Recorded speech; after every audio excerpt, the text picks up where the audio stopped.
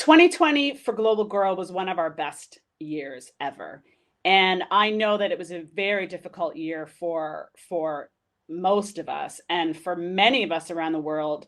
2020 is not over. The pandemic is far from over, and we know that there's so much that's still happening, especially in the places that we work. But for Global Girl, it was an opportunity for change. When I started Global Girl, my focus was to work only with the most marginalized girls. And what that meant was that we could not work online because of the different technological issues, internet, electricity, knowledge, experience, and we didn't want to exclude anybody.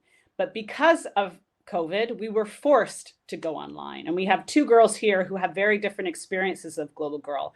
One, Aizata, in person in Nepal with me. She was stuck with me for 5 weeks. And then Miss Sajida, who worked for 3 weeks online because of COVID-19. But for us, what it meant is that we could expand our impact exponentially. But it also meant that we had a whole other host of barriers that we knew nothing about. For example, this platform, I love it. It's great, but there are 11 steps to get logged in, create an account, and get your ticket. I counted 11 steps. Most of us probably think there's 4 or 5 steps, but there's 11 steps.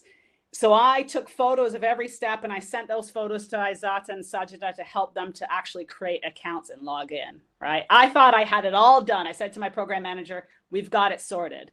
Miss Sajida, can you tell us quickly what happened when you tried to set up your account? Where did we go wrong?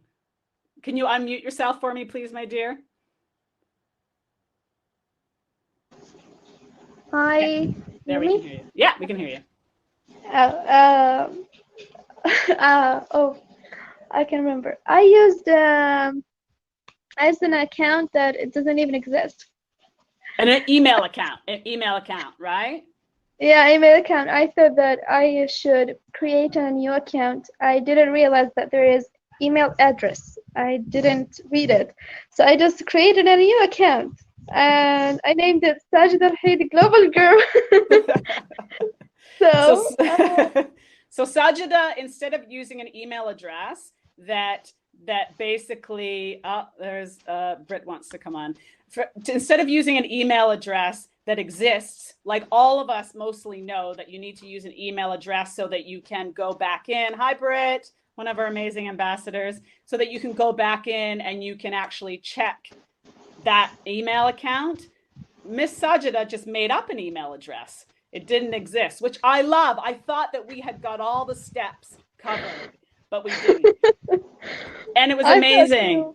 We thought so, but it's okay, because this is a perfect example of where there's still so many barriers to something that for many of us seems quite simple, right?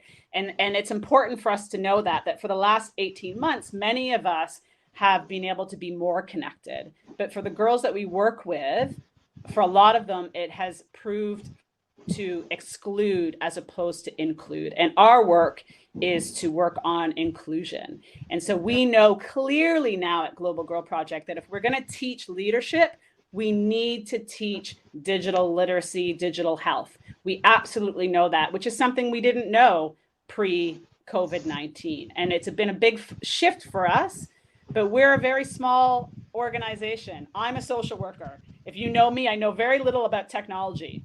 Right? So we need other players in the game. We need, and I'm sure they're out there somewhere, and hopefully they'll reach out to us, but we need, for instance, can you join a platform like this without an email address? Is that possible? We have a learning management system that we use that's been donated through Instructure. Can you use that without an email address? Because so many of our girls don't have an email address, and they don't know how to create one, and they don't know how to use an email. So that's one of the first barriers. Aizata is nodding her head, right? Aizata, you got an email address so that we could connect eventually, right?